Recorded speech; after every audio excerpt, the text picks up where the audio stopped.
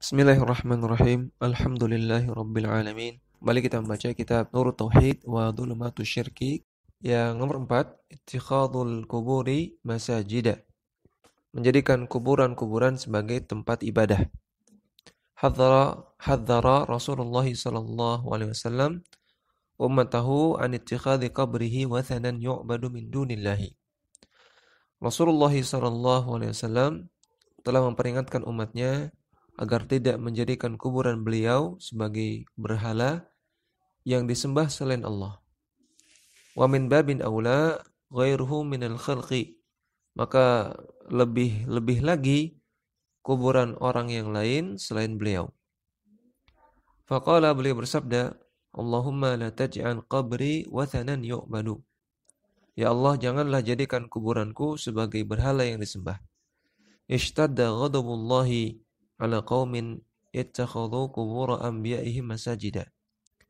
Sangat besar murka Allah kepada kaum yang menjadikan kuburan para nabi mereka sebagai masjid. Hadis ini diriwayatkan oleh Al-Imam Malik dalam Al-Muwatta. Yang kelima, israjul kuburi wa ziyaratu an-nisa'i laha. Menerangi kuburan dengan lampu-lampu dan berziarahnya para wanita ke kuburan. Hadzara sallallahu alaihi wasallam an israjil kuburi. Rasulullah sallallahu alaihi wasallam telah memperingatkan, telah melarang menerangi kuburan dengan lampu-lampu. Li'anal bina'a 'alaiha wa israjaha wa tajsisaha wal kitabata 'alaiha wa ittikhadal masajidi 'alaiha min wasaili syirki.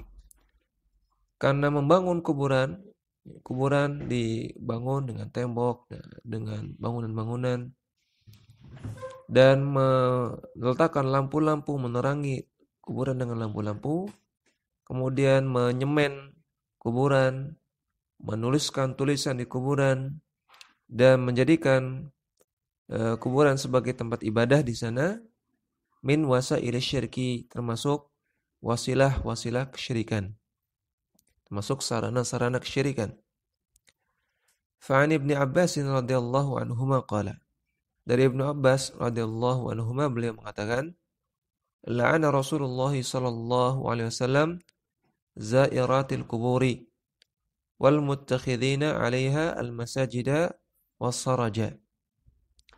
Rasulullah sallallahu alaihi wasallam melaknat para wanita yang berziarah kubur dan orang-orang yang menjadikan kuburan sebagai tempat ibadah dan yang memasang lampu-lampu di sana. Hadis diriwayatkan oleh An-Nasa'i dengan sanad yang sahih. Namun memasang lampu di kuburan yang dilarang adalah jika berlebihan dan bisa menjadi sarana orang-orang melakukan hal-hal yang berbau kesyirikan di sana. Adapun masang lampu di kuburan karena maslahah, ya, agar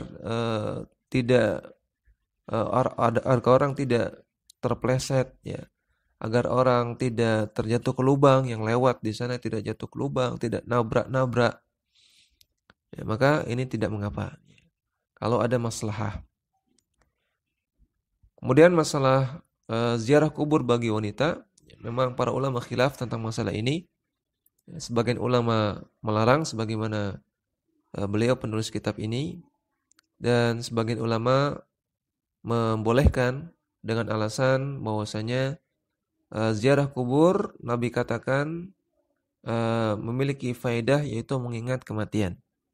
Ya, kata Nabi sallallahu alaihi wasallam, nahaitukum an ziyaratil kubur. Kuntu nahaitukum an ziyaratil kubur. Dahulu aku larang kalian berziarah kubur. Fazuruha.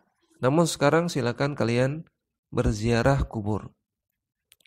Fa innahu tuzakirukumul akhirah. Karena ziarah kubur itu membuat kalian ingat kepada akhirat.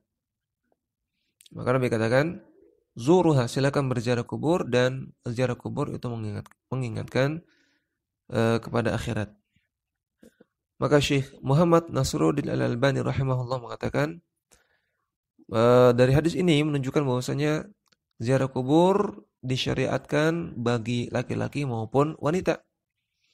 Kenapa? Karena yang butuh untuk ingat kepada akhirat tidak hanya laki-laki, namun wanita juga butuh ingat kepada akhirat. Maka boleh wanita berziarah kubur.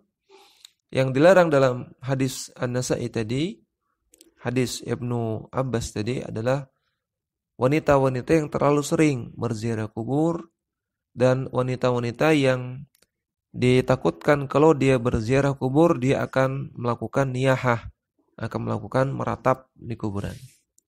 Maka seperti ini dilarang untuk ziarah kubur. Adapun kalau dia bisa menghindarkan diri dari niyahah dan tidak sering-sering maka hukumnya boleh. Wallahu a'lam, ini pendapat yang lebih rajih. Dakwah semampumu.